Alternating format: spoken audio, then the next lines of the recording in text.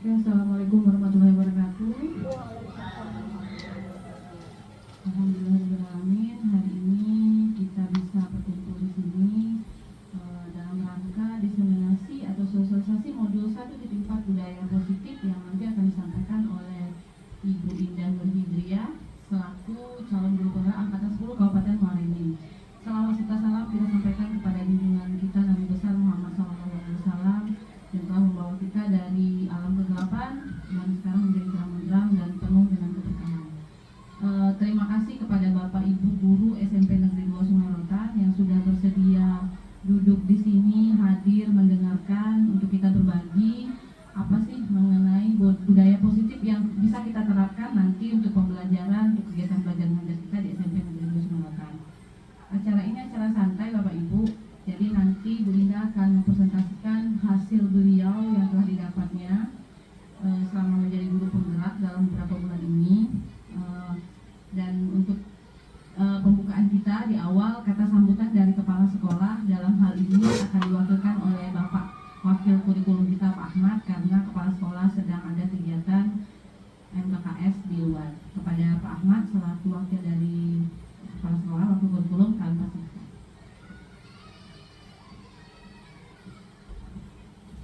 Assalamualaikum warahmatullahi wabarakatuh.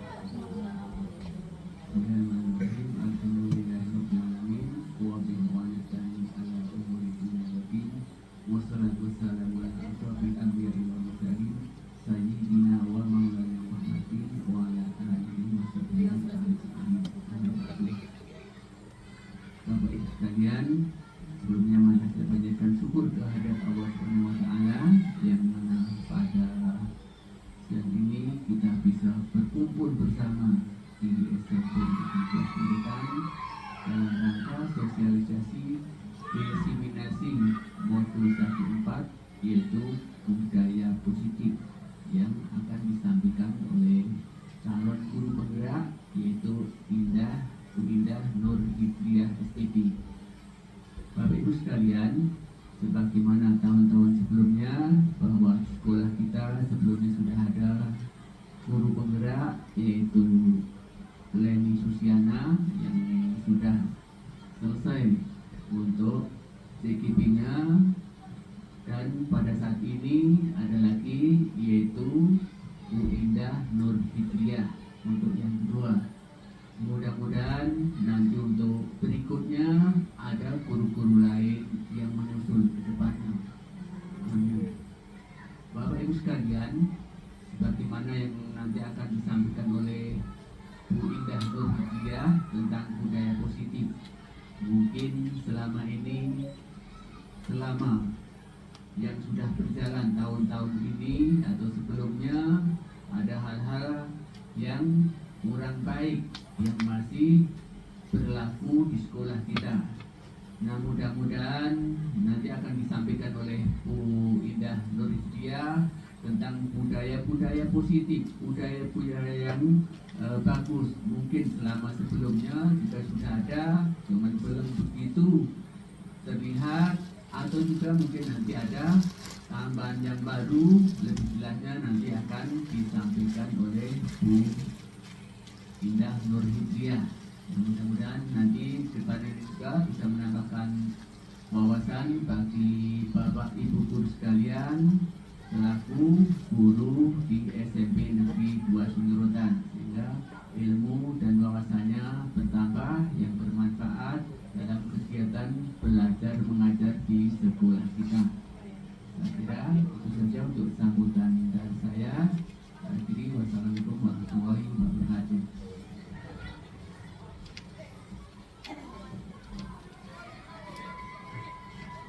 Terima kasih kepada Pak Ahmad selaku wakil kurikulum SMP Negeri 2 Sungai Rotan yang mewakili kepala sekolah. Untuk selanjutnya, untuk mempersingkat waktu, baiklah ini adalah kita sharing, berbagi. Jadi nanti jika ada yang perlu dipertanyakan atau ada yang perlu kita bahas lebih lanjut mengenai budaya positif, dipersilakan dengan seluas-luasnya. Dan seperti kata Pak Ahmad, mudah-mudahan setelah saya dan setelah Bu Indah menyelesaikan guru penggerak ini, akan ada lagi soalnya Pak Yopan, Bu Ranti mungkin yang sudah SIPKB-nya sudah ini, Bu Tari dan Bu Mimi serta yang lain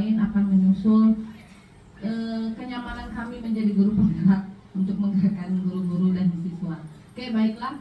Untuk selanjutnya diseminasi modul 1.4 budaya positif akan dibagikan oleh Ibu Indah Nur Hijriah. Kepada Ibu Indah, waktu dan tempat kami sediakan dengan seluas-luasnya.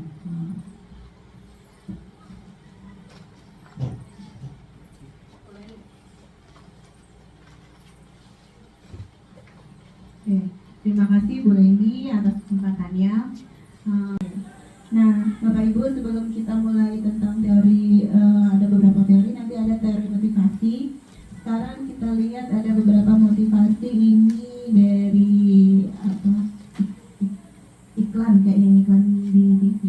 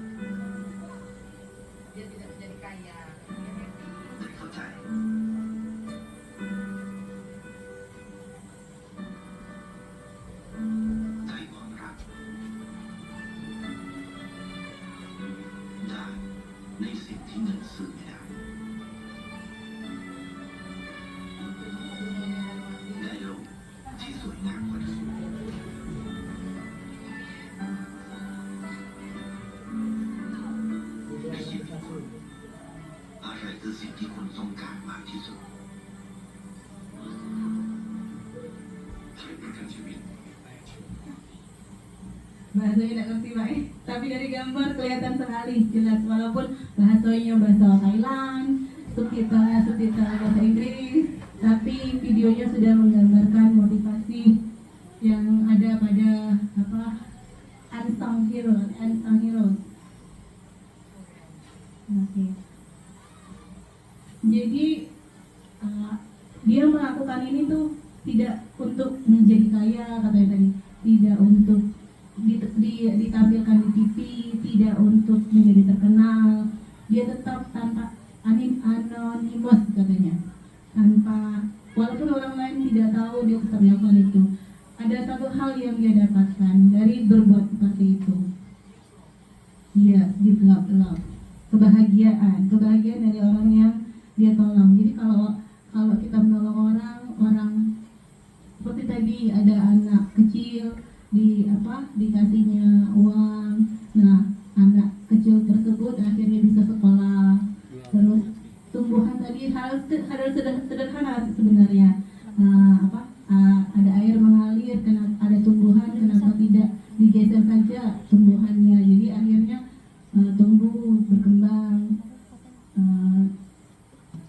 subur. Kecil sekali. Tadi ada nenek tua dikasihnya pisang, senang. Padahal itu harganya mungkin tidak terlalu mahal, tapi orang yang merasakan itu senang. Nenek itu mungkin kalau dia dikasih orang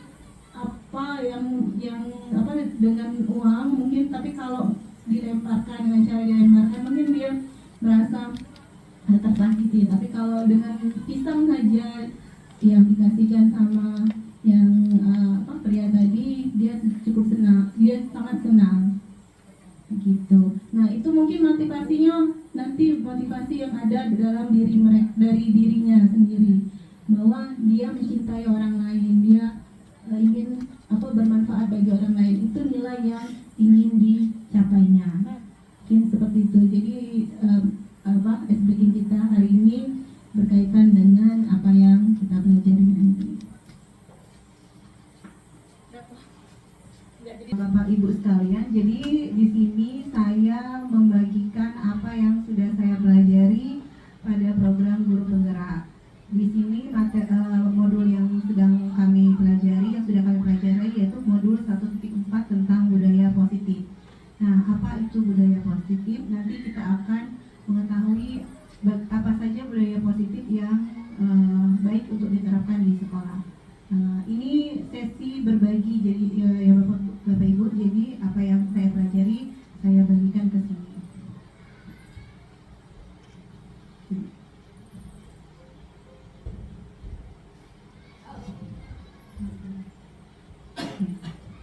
Nah, ada 7 konsep inti modul budaya positif.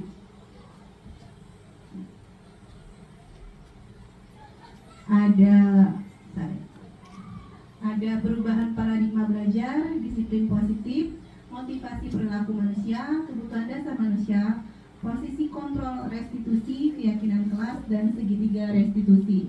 Nah, nanti semua ini akan kita bahas. Yang pertama, perubahan paradigma belajar. Pembelajaran dengan paradigma baru. Apa itu pembelajaran dengan paradigma baru? Pembelajaran dengan paradigma baru ini merupakan pembelajaran yang berorientasi pada penguatan kompetensi dan pengembangan karakter yang sesuai dengan dimensi profil pelajar Pancasila, atau kita biasa kenal dengan kurikulum Merdeka. Jadi konsepnya di penguatan kompetensi dan pengembangan karakter sesuai dimensi profil pelajar Pancasila. Nah, selanjutnya konsep inti berikutnya disiplin positif. Apa itu disiplin positif? Nah, Bapak Pendidikan kita Ki Hajar Dewantara menyatakan bahwa kemerdekaan dalam konteks pendidikan kita saat ini, untuk menciptakan murid yang merdeka, syarat utamanya harus ada disiplin. Jadi untuk mencapai kemerdekaan itu perlu disiplin, tapi disiplin yang dimaksud di sini adalah disiplin diri yang motivasinya dari dalam atau motivasi internal. Jadi untuk menjadi seorang pemurid atau pengikut, seseorang harus paham betul mengapa mereka mengikuti suatu aliran atau ajaran tertentu. Jadi dia punya alasan kenapa mengikuti sesuatu, sehingga motivasi yang terbangun adalah motivasi intrinsik, bukan ekstrinsik. Nanti kita akan pelajari lagi apa itu motivasi.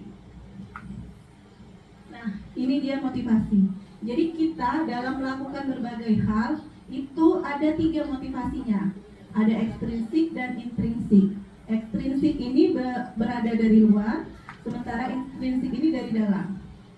Nah, seorang melakukan sesuatu bisa jadi karena untuk menghindari kenyamanan atau hukuman. Misalnya, siswa datang tepat waktu, itu bisa jadi alasannya tidak ingin dihukum.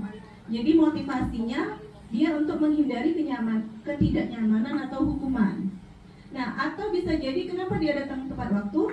Dia bisa jadi dia ada penghargaan siswa teladan. Jadi dia datang tepat waktu terus untuk biar dia masuk misalnya menjadi pelajar teladan.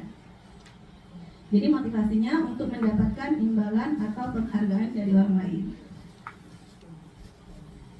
Nah, motivasi intrinsik. Nah, ini yang kita ingin tanamkan ke siswa. Dia datang tepat waktu bukan karena menghindari hukuman, bukan karena ingin mendapatkan imbalan, tapi ingin menjadi orang yang mereka inginkan dan menghargai diri sendiri dengan nilai-nilai yang mereka percaya. Nah, jadi dia datang tepat waktu itu untuk dia percaya bahwa dia punya tanggung jawab sebagai murid untuk datang tepat waktu.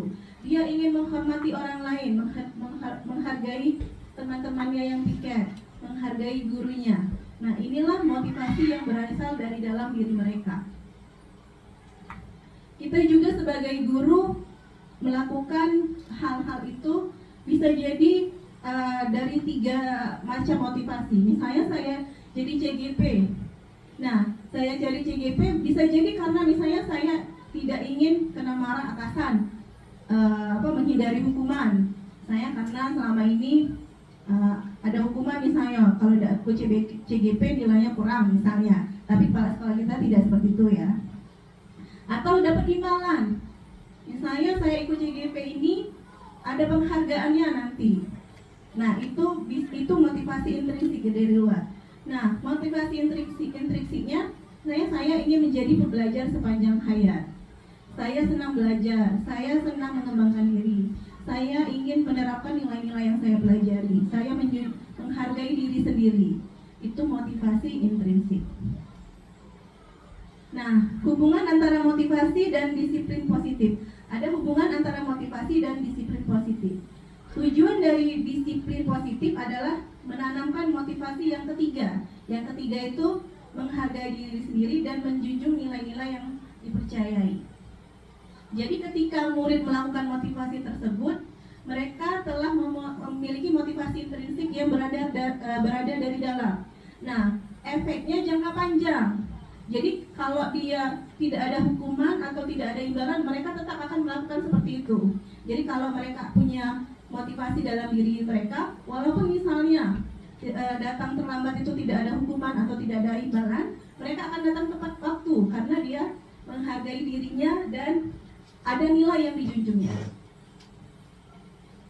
Nah, ini beda hukuman, konsekuensi, dan restitusi. Kita mengenal hukuman, konsekuensi, dan restitusi. Apa perbedaan ketiga ini? Nah, kalau hukuman itu sesuatu yang menyakitkan, yang harus terjadi.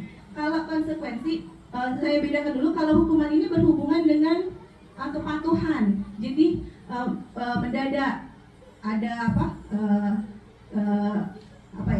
sakitan fisik gitu. Kalau konsekuensi ini berhubungan dengan aturan. Kalau restitusi ini nanti berhubungan dengan penyelesaian masalah.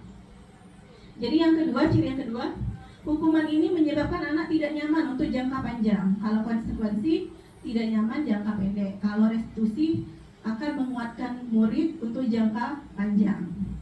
Nah, di hukuman itu korban pasti mendapatkan keadilan. Jadi ada korban sama pelaku. Kalau pelakunya dihukum berarti korban mendapat keadilan. Nah, kalau konsekuensi itu korban bisa jadi diabaikan. Kalau restitusi, korban akan mendapat ganti dari kejadian itu. Nah, kalau hukuman itu anak akan tersakiti. Kalau konsekuensi anak dibuat tidak nyaman. Sementara untuk restitusi, murid itu atau anak mendapatkan penguatan. Itu bedanya di penguatan.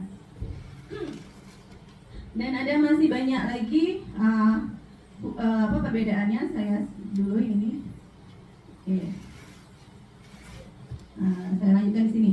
Oh ya, hukuman itu beda hukuman lagi dengan konsekuensi dan restitusi. Hukuman itu perilaku pasif agresif meningkat. Jadi kalau dihukum itu dia pasif, tapi agresif terus meningkat. Nah, konsekuensi penguatan hanya bertahan dalam jangka waktu pendek, sementara restitusi masalah terpecahkan. Ini ada lagi. Nah, itu contoh kalimatnya. Kalau hukuman peraturannya adalah kamu harus ini. Nah, kalau konsekuensi ditanya apa peraturannya? Mampukah kamu melakukannya? Nah, kalau restitusi apa yang kamu yakini? Apa yang kamu bisa lakukan untuk memperbaiki? Itu bedanya. Jadi fokus ke penyelesaian masalah. Nah, kalau di hukuman, murid akan membenci peraturan. Kalau di konsekuensi, murid akan menghormati peraturan. Sementara di restitusi, anak atau murid akan menghormati dirinya dan orang lain. Nanti ada contoh restitusi lebih lanjut di belakang. Oke, ini bisa dibaca Bapak Ibu. Nah, yang ciri khas lainnya, kalau hukuman itu mode paksaan. Kalau konsekuensi stimulus respon, ada aturan, ada konsekuensi kalau melanggar bagaimana. Nah, kalau di restitusi ada teori kontrol. Nanti akan dipelajari juga teori kontrol. Oke, kita lanjut. Nah, kalau hukuman ini akan mengarah ke identitas gagal. Jadi murid ini akan belajar menyembunyikan kesalahan. Jadi karena dia takut dihukum, dia akan menyembunyikan kesalahannya. Terus dampaknya pada murid, mereka akan marah, merasa bersalah, rendah diri, menghentikan diri. Terus tiba-tiba tidak diharapkan dan sangat melukai dan sebagainya. Nah, kalau konsekuensi, murid ini akan belajar taat aturan, terus mencoba mengontrol anak dengan penguatan positif. Dilanjut restitusi. Nah, untuk restitusi, murid ini akan belajar memecahkan masalah, terus anak akan paham dirinya sendiri yang pegang kendali kontrol. Nah, kita tidak bisa apakah seseorang bisa mengontrol orang lain? Jawabannya tidak. Yang bisa mengontrol diri kita itu adalah kita sendiri. Jadi kalau misalnya kita menggenggam tangan, kalau kita tidak mau menggenggam tangan, orang lain menyuruh apa-apa, misalnya kita menggenggam hal yang berharga, mau disuruh orang buka, kita tidak akan buka karena yang kita pegang ini nilai yang berharga. Jadi kontrol itu sebenarnya berasal dari dalam diri sendiri. Nah, lanjut konsep inti berikutnya, kebutuhan dasar manusia. Ada 5 kebutuhan dasar manusia. Jadi budaya positif ini nanti berhubungan dengan kebutuhan dasar manusia. Ada kebutuhan akan bertahan hidup, akan kasih sayang dan rasa diterima, kebutuhan akan penguasaan, kebutuhan akan kebebasan, dan kebutuhan akan kesenangan. Nah, kita coba lihat contohnya. Nah, misal anak-anak mengatakan seperti ini, aku senang bermain kejar-kejaran dengan ibu guru, seru katanya. Nah, ini termasuk kebutuhan kasih sayang, kesenangan, kebebasan, atau penguasaan. Kira-kira yang mana Bapak Ibu?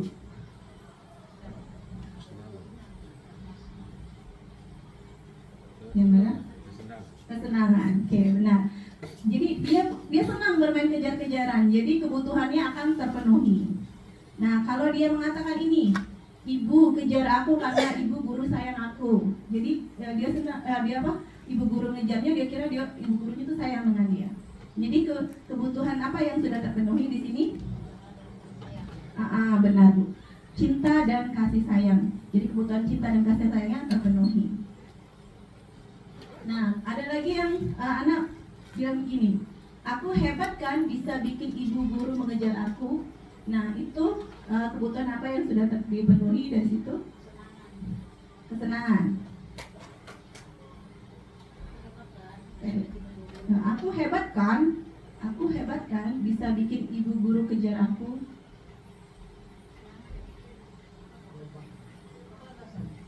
Penguasaan. Jadi dia tuh merasa dia hebat, penguasaan, berarti dia hebat karena ibu guru tuh bisa ngejar dia, dia bisa bikin ngejar ibu gurunya. Jadi kebutuhan penguasaannya terpenuhi. Bisa juga penguasaan ini seperti ini,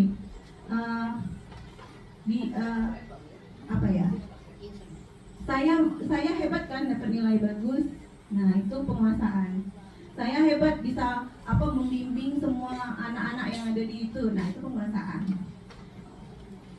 Nah, ada lagi, aku bosan belajar mewarnai terus di dalam kelas. Nah, ini kebutuhan kebebasan.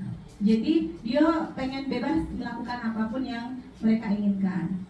Dia bosan belajar mewarnai, pengennya bebas mau melakukan apapun. Nah, ada lagi 5 posisi kontrol.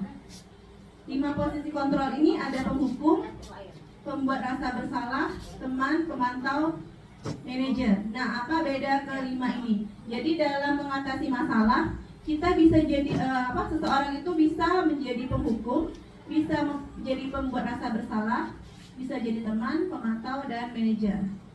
Nah, kita lihat cirinya. Nah, penghukum itu seseorang yang menghukum bisa menggunakan hukuman fisik maupun verbal. Orang yang menjalankan posisi penghukum senantiasa mengatakan bahwa sekolah memerlukan sistem atau alat yang dapat lebih menekan murid-murid lebih dalam lagi. Biasanya penghukum ini posisinya nadanya agak tinggi, nada tinggi, terus disertai dengan hukuman fisik. Itu di posisi penghukum. Nah, ini biasa ini, saya juga sering jadi di posisi penghukum. Ada lagi, misalnya ini, kamu terlambat, kamu lari sana 10 keliling misalnya, itu penghukum, tiba-tiba saja. Tidak ada aturan misalnya anak terlambat disuruh lari, tapi kita tiba-tiba misalnya karena anak terlambat, kita suruh lari 10 keliling. Nah, ada lagi namanya pembuat rasa bersalah. Nah, pada posisi ini biasanya guru akan bersuara lebih lembut. Pembuat rasa bersalah akan menggunakan keheningan yang membuat orang lain merasa tidak nyaman, bersalah, atau rendah diri. Misalnya seperti ini, kelas tuh ribut. Jadi, anak-anak, kamu udah kesian apa dengan ibu? Ibu lah payah-payah lah, capek, kamu ribut. Nah, itu membuat rasa bersalah. Biasanya kalau membuat rasa bersalah ini, anak-anak cenderung akan merasa rendah diri. Jadi, mereka akan bersalah, merasa menyesal gitu.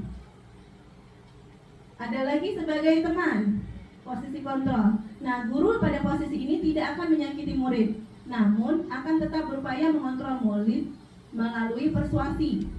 Posisi teman pada guru bisa negatif ataupun positif. Positif di sini berupa hubungan baik yang terjalin antara guru dan murid. Guru di posisi teman menggunakan hukuman baik dan humor untuk mempengaruhi seseorang. Contohnya seperti ini. Kalau siswa terlambat karena kita sudah terbiasa dengan siswa sudah bercanda, nah kita otomatis kayak merasa lebih dekat dengan anak. Ya sudah, kamu tidak apa-apa terlambat, tapi lain kali jangan nih. Nah, itu tuh posisi teman, seperti teman sambil bercanda, sambil ketawa.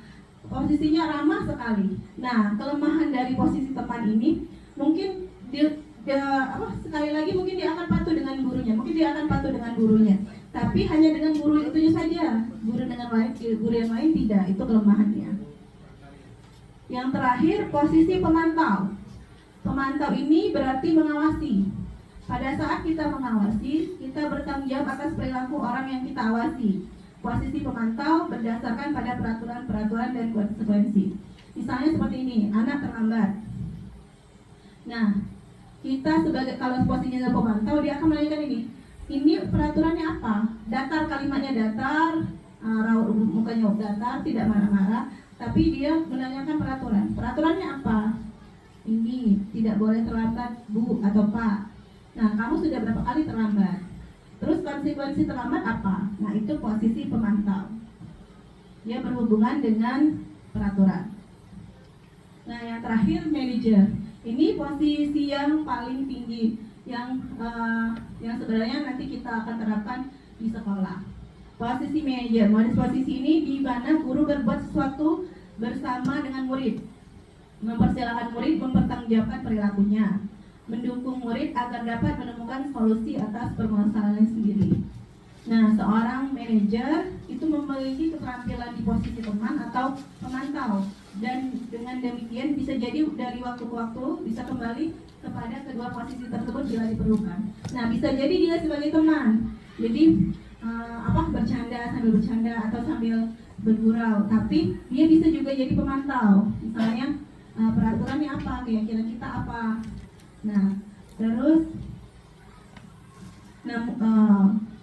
namun bila dia ingin menginginkan murid-muridnya menjadi manusia merdeka, mandiri dan tanggung jawab, maka kita perlu mengacu kepada restitusi yang dapat menjadikan murid kita seorang manajer bagi dirinya sendiri. Nah, jadi walaupun dia posisinya teman atau pemantau, nah dia tetap menjalankan restitusi yang tadi sudah dijelaskan. Jadi fokusnya kepada penyelesaian masalah.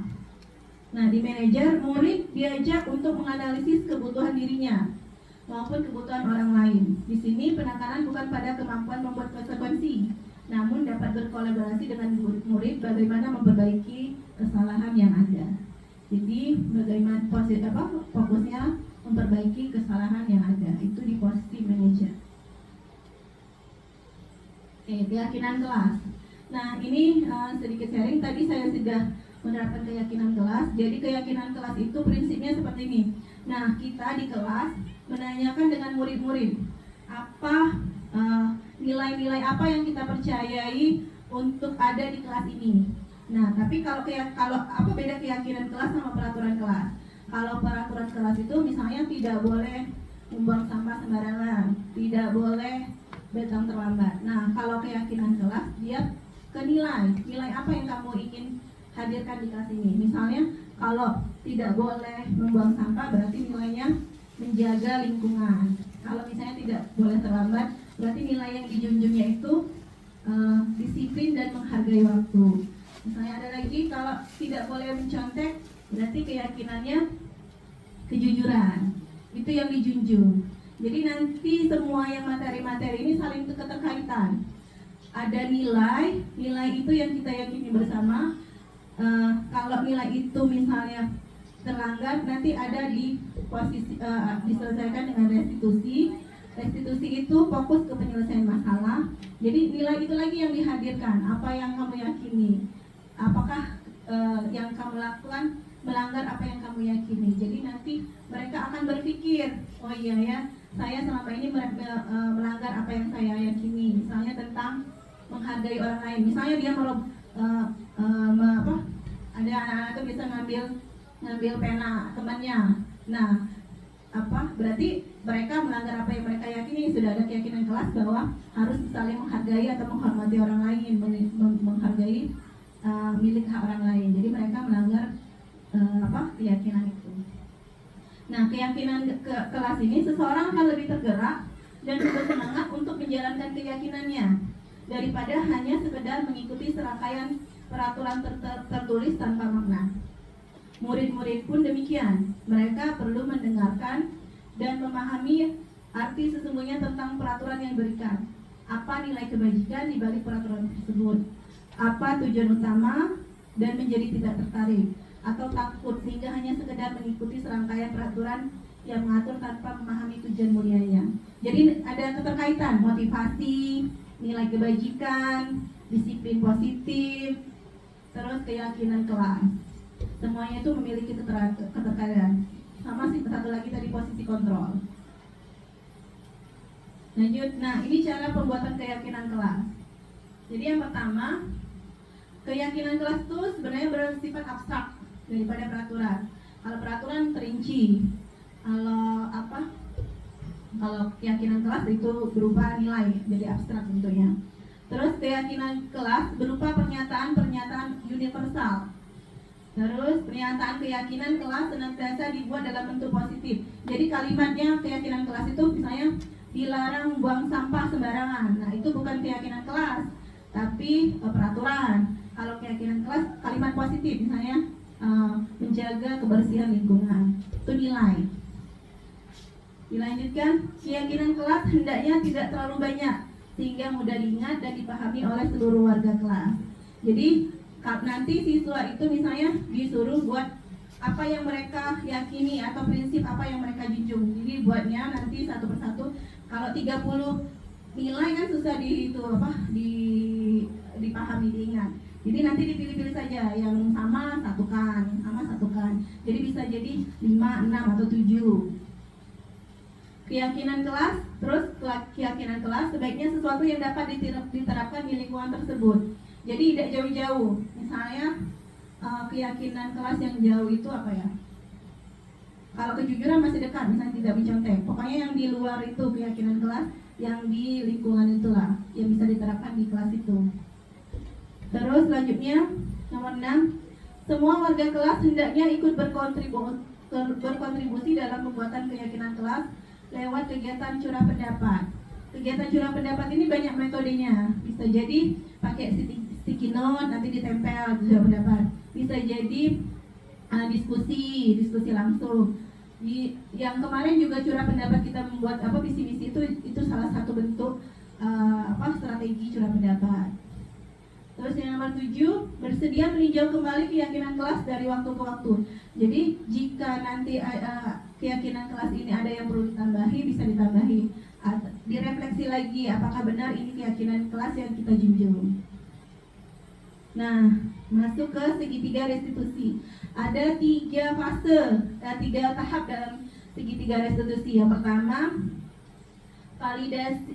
Yang pertama, menstabilkan identitas. Jadi begini, kalau ada kasus misalnya seperti misalnya anak terlambat datang ke sekolah. Jadi menurut segitiga restitusi ini, kita tidak langsung menyalahkan anak itu kau salah, kau melanggar peraturan, ya. Tapi ditanya dulu, distabilkan dulu identitasnya. Jadi kamu orang yang setiap orang pasti melakukan kesalahan. Bisa jadi seperti itu kalimatnya. Terus bisa jadi kamu bukan satu-satunya yang pernah melakukan kesalahan ini. Jadi distabilkan dulu. Jadi dia tidak merasa identitas gagal. Ditanya dulu kenapa kamu terlambat.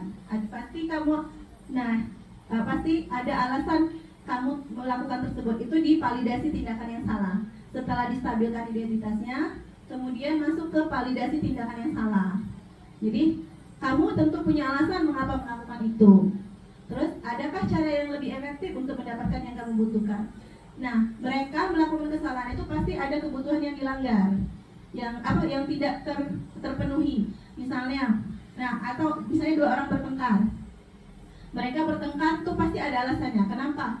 Nah, misalnya karena dia ini mengejek saya, Pak, mengejek saya, Bu. Berarti kebutuhannya ada yang tidak terpenuhi. Dia merasa tidak diterima atau dihargai orang lain. Yang kebutuhan dasar manusia tadi, kebutuhan akan cinta kasih sayang, kebutuhan akan kesenangan, kebutuhan akan kebebasan. Nah, salah satu dari kebutuhan itu pasti tidak terpenuhi, maka dia melakukan hal yang negatif. Nah, ditelusuri kenapa alasannya, kenapa melakukan itu. Nah, terus yang terakhir menanyakan keyakinan. Nah, ditanya lagi, nah kira-kira kamu melakukan hal tersebut melanggar apa yang kamu yakini? Ditanya dulu, apa yang kamu yakini? Apakah yang kamu lakukan melanggar apa yang kamu yakini? Nah, terus ujungnya fokusnya ke kamu bersedia tidak memperbaiki kesalahan, memperbaiki masalah yang telah ada. Jadi anak itu diajak berpikir bagaimana menyelesaikan masalah. Nah, bisa jadi, ya Pak, saya nanti akan ini, harusnya saya itu menjadi orang yang sabar dan lebih tenang. Saya sebenarnya sabar, Pak. Cuman dia terus mengejek saya. Nah, ditanya apakah sabar apakah marah-marah terus mengambil buku temannya itu melanggar keyakinanmu? Misalnya. Nah, digali terus keyakinan kelasnya. Keyakinan yang disepakati itu. Nanti baru sama-sama guru sama murid itu mencari solusi. Jadi yang mencari solusi itu kita gali dari anaknya. Jadi anak itu punya kemampuan untuk memperbaiki masalahnya. Anak itu punya potensi. Jadi bagaimana kita menggali potensi atau kemampuan dia menyelesaikan masalah. Lanjut, ini segitiga restitusi tadi. Kalau menstabilkan identitas itu teori kontrolnya, kita semua akan melakukan hal yang terbaik yang bisa kita lakukan.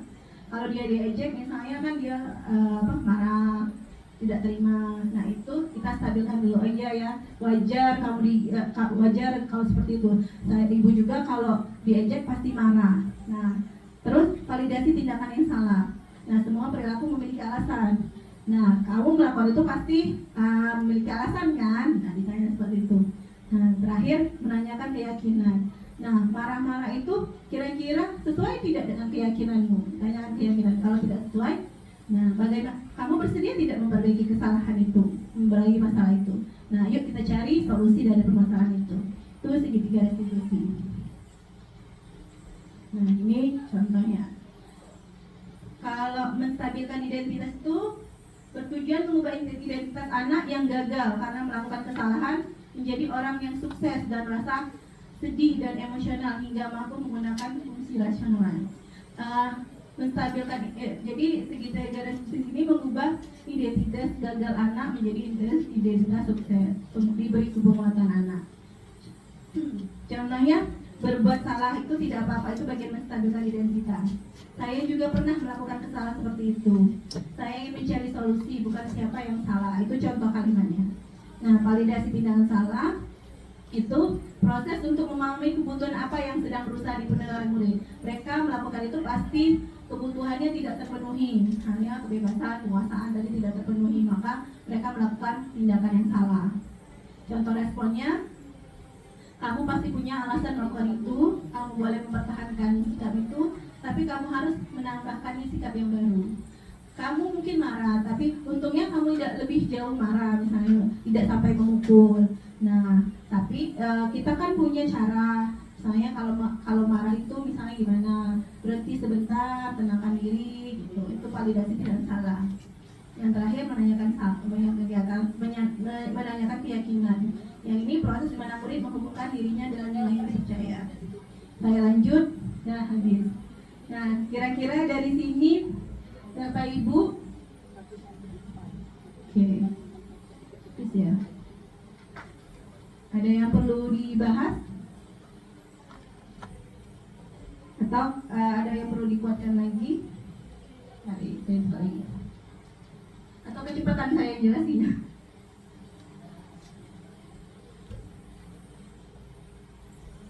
Guru matematika ini saset. Apa yang ada dijelaskan, tidak ada banyak panjang lebar. Bagian bagus, cuman mungkin alangkah lebih baiknya sekolah itu jika semua yang ada di sini memang betul-betul kita terapkan dan anaknya pun dengan senang hati menerima dan sama-sama menjalankan.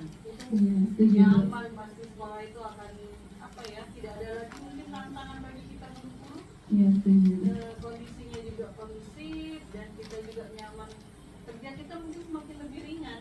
Benar-benar. Sebenarnya, tapi untuk dengan kondisi kita sekarang ini memang mungkin harus banyak diadaptasi dengan lingkungan, lalu harus dipikirkan lagi karena karakter anak-anak kita memang berbeda, unik. Iya, benar sekali. Ya, memang tantangan tersendiri bagaimana menanamkan nilai itu kepada anak. Anak ini ditanamkan bagaimana misalnya seperti jujur. Bagaimana cara menanamkan itu tantangan tersendiri. Bagaimana menghargai waktu itu tantangan tersendiri. Jadi kalau sudah tertanam nilai itu tidak perlu lagi hukuman, tidak perlu lagi, sebenarnya perlu juga peraturan. Tapi kalaupun ada peraturan atau tidak, mereka akan melakukan hal itu tanpa perlu disuruh, tanpa perlu mereka kedepannya akan mandiri. Kalau misalnya hal ini bisa kita tanamkan ke anak-anak, mereka mandiri sendiri. Jadi nanti kedepannya misalnya mereka, tujuan kita kan biar mereka mandiri ke depannya. Jadi anak-anak kita juga kan kalau misalnya tidak mungkin kita suapi terus, mereka harus terbiasa mandiri, punya nilai, punya hal yang ingin dicapainya. Mungkin ada yang lain? Oke, Bapak Ibu ada yang perlu dibahas, silakan. Oke, boleh.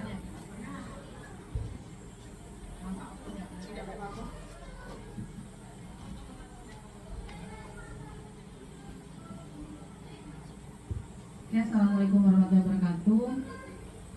Sebenarnya terima kasih dan saya apresiasi terhadap diseminasi Bu Indah mengenai budaya positif yang bisa kita terapkan di SMP Negeri 2 Sungai Rotan. Begini Bu, apakah ini ada yang ingin saya pertanyakan? Maksudnya berbagilah Bu ya. Apakah kita tadi melakukan segitiga restitusi itu perlu tempat khusus, ataukah misalnya di ruang BK, ataukah harus di ruang guru, atau bisa ketika kita di dalam kelas sedang jeda yang lain yang mengerjakan tugas, kita nyambi merestitusi anak yang sedang bermasalah. Terus karena kalau kondisi di sekolah kita Bu, kalau kita mau mengadakan restitusi seperti itu, kita agak kebablasan karena belum selesai restitusi satu siswa ini, siswa yang lain sudah bermasalah lagi. Jadi kalau memerlukan waktu khusus, andaikan ini memerlukan waktu khusus, agak sedikit kaku, itu kayaknya agak kesulitan. Apakah boleh restitusi ini kita laksanakan misalnya di dalam kelas saat anak-anak yang lain mengerjakan tugas, kita memanggil santai, atau setelah mata pelajaran berakhir ada jam-jam ini, atau bagaimana Bu Ibu? Karena kalau untuk sekolah yang kondisinya anaknya sedikit unik, karakternya sedikit berbeda, agak susah untuk menyediakan waktu yang memang benar-benar harus menerapkan restitusi itu, karena karena bukan hanya satu atau dua anak yang bermasalah, bisa jadi sekali 5. Nah, sedangkan kita guru BK memang belum ada. Bagaimana pendapat Ibu mengenai pertanyaan yang saya lengkapkan? Terima kasih, Bu Indah.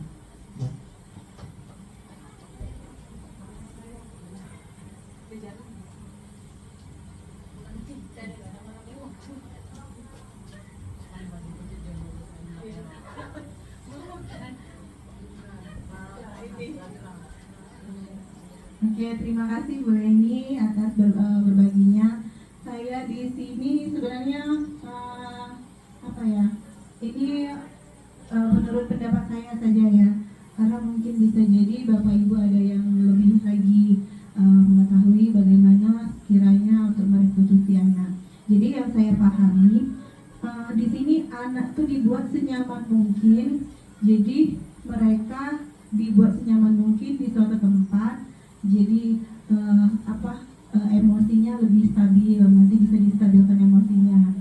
Nah, bisa pada saat guru sedang misalnya tidak lagi ada jam kosong, atau pokoknya waktunya tidak ditentukan, ruangan juga tidak ditentukan, senyaman mungkinnya saja.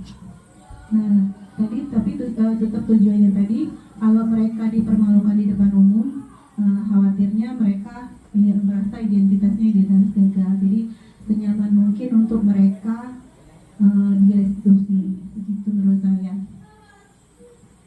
Bagaimana Bu ini mungkin? Mungkin boleh saya tambahkan Bu? Oh ya, silahkan.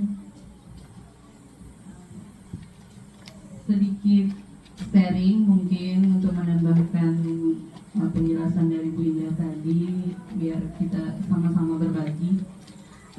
Mungkin karena karakter anak-anak kita juga cukup unik, dan kondisi sekolah kita yang memang memungkinkan lingkungannya sejuk, banyak pohon. Alangkah lebih baiknya mungkin anak-anak kita ajak sambil duduk-duduk di bawah pohon, saling berbagi cerita, saling sharing.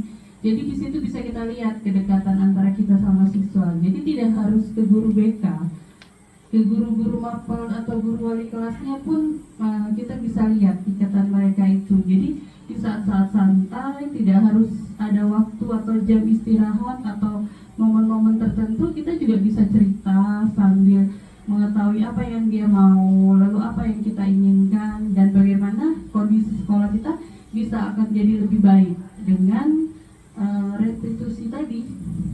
Tujuan kita kan untuk semua yang ada di sekolah itu menjadi lebih baik.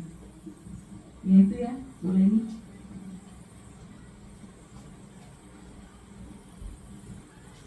Ya, sepakat sekali dengan Bu Gadi. Kayaknya ini sudah saya Bu Gadi yang ikut CGP angkatan selanjutnya. Sudah sesuai dengan budaya positif. Ya benar. Nah, satu tambahan lagi, segitiga restitusi ini misalnya ada dua, misalnya korban sama pelaku, bukan hanya pelakunya saja yang kalau dua orang bertengkar, bukan hanya salah satunya saja yang direstitusi, semuanya direstitusi.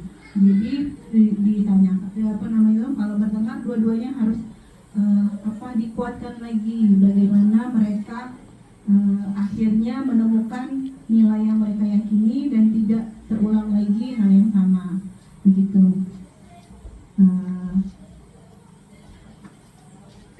Oke, Bapak Ibu. Nah, untuk lebih jelasnya tentang segitiga restitusi ini ada contoh melalui video. Nanti saya buka dulu ya.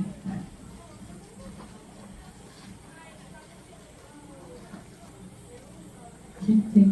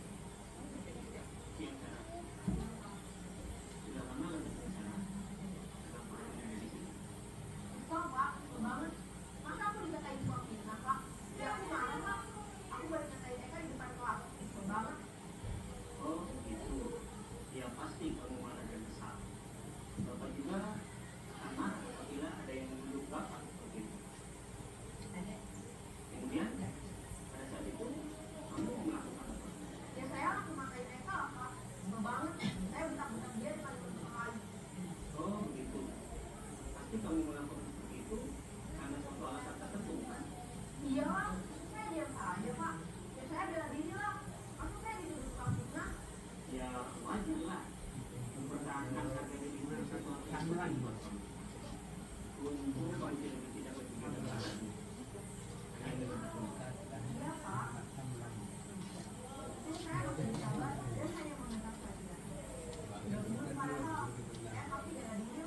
Ya pasti ya, tapi kamu memilih untuk tetap bertahan sampai kamu memilih untuk tidak berbuat lebih parah lagi.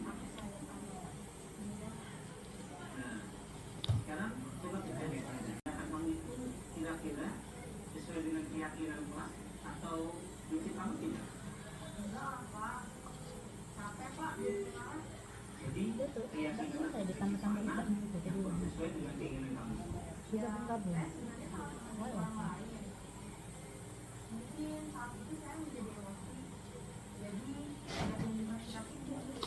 Kamu meyakini tidak?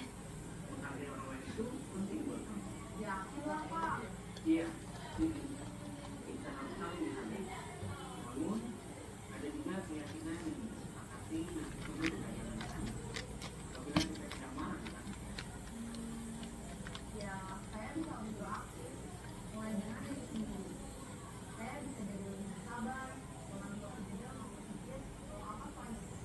Kira-kira kamu bersedia memperbaiki masalah ini tidak?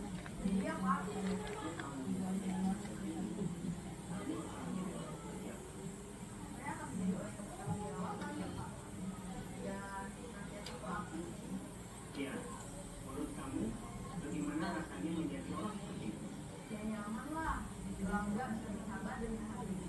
Baiklah kalau begitu. Yuk kita pikirkan bagaimana memperbaiki masalah ini.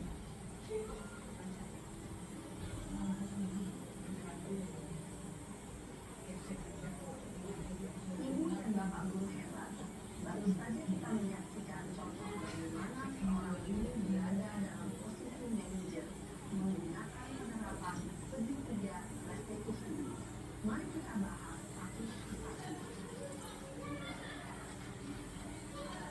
Pada sesi pertama, menstabilkan identitas berdasarkan pada prinsip bahwa membuat kesalahan adalah bagian dari proses pembelajaran.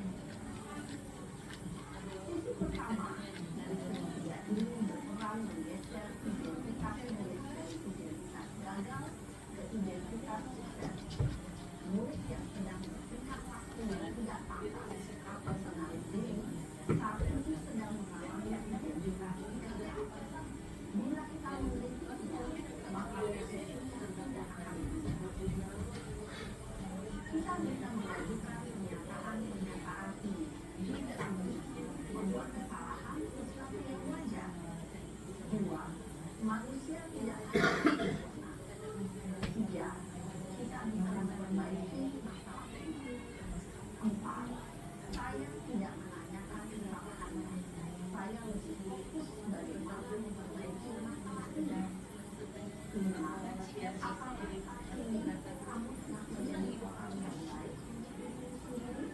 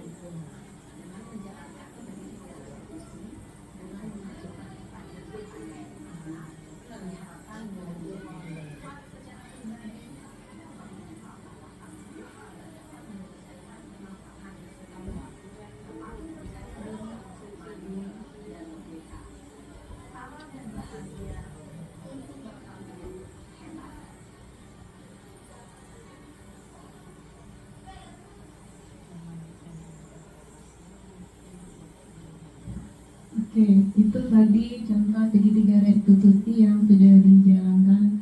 Contohnya, jadi guru di sini menstabilkan identitas anak. Jadi anak tuh merasa kayak distabilkan identitasnya, mereka merasa menjadi orang yang lebih percaya diri, dikuatkan, bukan malah direndahkan atau identitasnya menjadi identitas gagal. Nah, kemudian setelah tenang, setelah identitas suksesnya kembali, kemudian validasi tindakan yang salah. Nah, ditanyakan apakah hal itu bertentangan dengan yang dia yakini.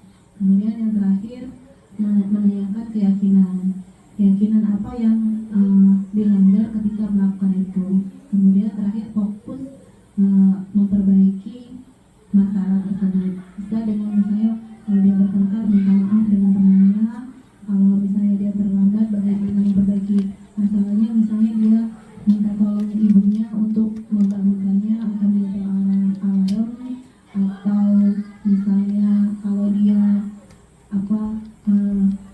tidak memakai atribut sekolah hari Senin, minta tolong dengan ibunya menyiapkan atau dia belajar mandiri untuk menyiapkan sendiri.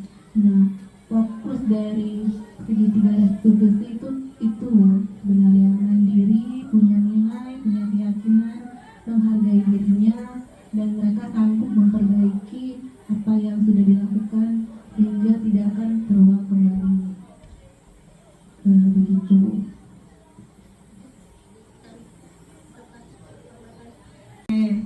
Terima kasih Bapak Ibu, mungkin itu saja yang bisa saya sampaikan. Semoga sesi berbagi hari ini bermanfaat bagi kita bersama, dan untuk saya juga nanti bermanfaat bagi saya dan kita semua.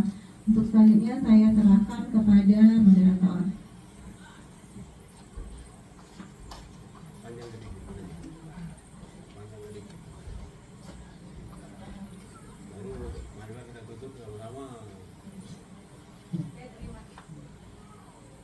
Oke, terima kasih banyak kepada Ibu Indah Nur Hijriah SPD atas sharingnya berbagi mengenai pembelajaran dengan paradigma baru dan budaya positif yang merupakan modul 1.4 pada modul guru penggerak.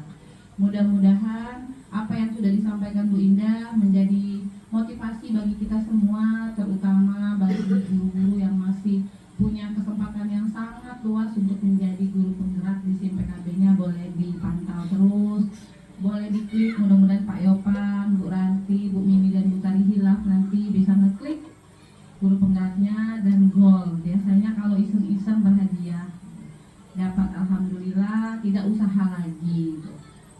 Supaya nanti makin banyak, jadi makin banyak terus restitusi yang tadi awalnya dari saya susah, Bu Indah menengah, nanti ke guru yang lain akan lebih mudah. Jadi Pak Darul tidak susah-susah lagi bawa-bawa rotan, sehingga kita bisa ngobrol bareng santai sama anak-anak. Walaupun sebenarnya masih di awal-awal kita menerapkannya Bu ya, mudah-mudahan nanti bisa diterapkan.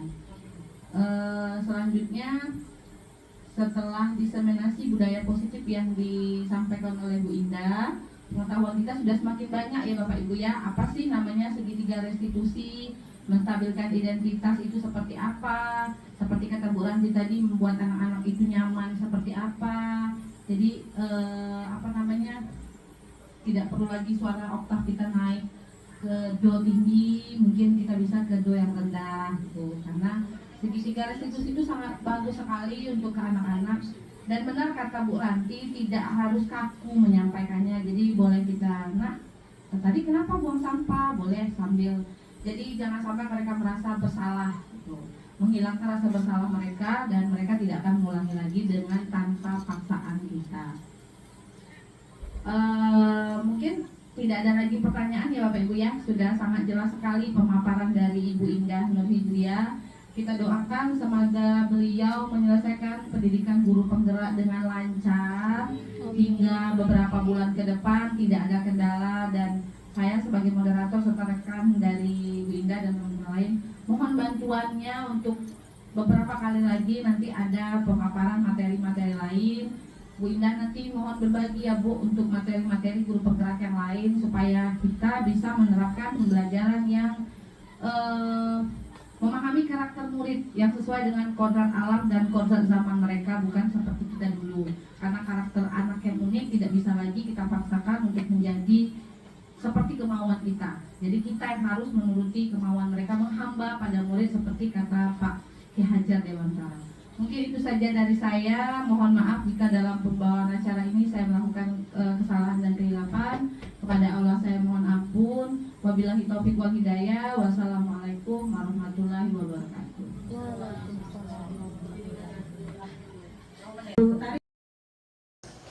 Assalamualaikum warahmatullahi wabarakatuh.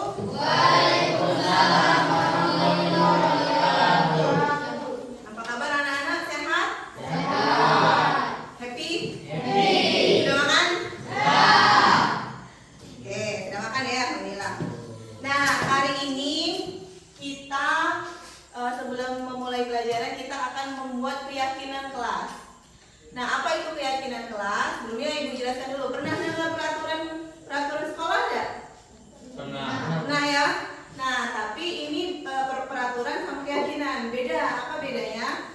Kalau peraturan tuh jelas, misalnya dibuat oleh tidak boleh memakai sepatu warna ya selain hitam misalnya, gitu kan? Nah tapi kalau keyakinan kelas beda. Keyakinan kelas itu seperti ini. Kita membuat nilai yang kita sepakati. Apa yang nilai yang kita sepakati bersama? Di kelas ini, kalau keyakinan kelas berarti di kelas ini keyakinan atau nilai kebajikan yang kita yakini di kelas ini apa? Misalnya, nah dilarang mencontek. Nah tapi kalau keyakinan kelas karena berupa nilai tidak pakai kalimat negatif. Apa kalimat positif dari dilarang mencontek? Apa? Nilai itu misalnya amanah, jujur, menghadap orang lain, itu nilai namanya. Kalau tidak boleh mencontek apa nilainya? Kejujuran. Kalau dilarang membuang sampah, apa nilainya? Kebersihan, menjaga lingkungan sekolah. Kalau di kelas berarti menjaga lingkungan sekolah. Nah, itu kan kita punya kesepakatan mau bagaimana kelas ini? Apa mau rapi, apa mau bersih, atau mau tertib, atau disiplin, atau misalnya aktif. Nah, kalian nanti buat satu nilai. Nilainya nanti ditempel di di papan tulis ya. Nanti Ibu pilih apa yang sama Ibu jadikan satu saja. Karena mungkin ada nilai yang sama yang kita sepakati. Jadi satu saja. Nanti di kelompok-kelompokkan. Oke, sekarang Ibu mulai. Sebelum itu ada yang belum ngerti? Boleh ditanyakan? Nilai, misalnya kalau bingung tentang nilai, misalnya Bu, saya pengennya kelas itu tidak boleh bertengkar. Artinya apa? Menghargai orang lain. Nanti ditempel ya. Persikap ya. Oke.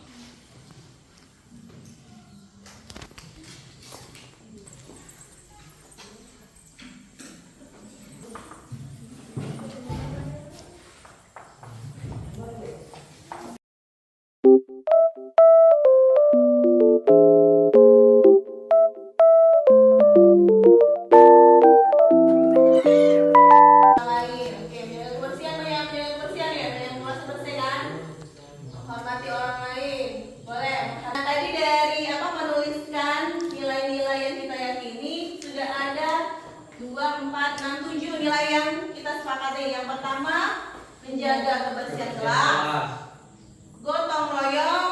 Jadi kalau piket itu sama-sama, terus bertakwa kepada Tuhan Yang Maha Esa. Contohnya kita mulai pelajaran dengan berdoa, dengan doa, menghargai pendapat orang lain. Jadi kalau pada saat diskusi ada yang menyampaikan pendapatnya, yang lain harus menghormati.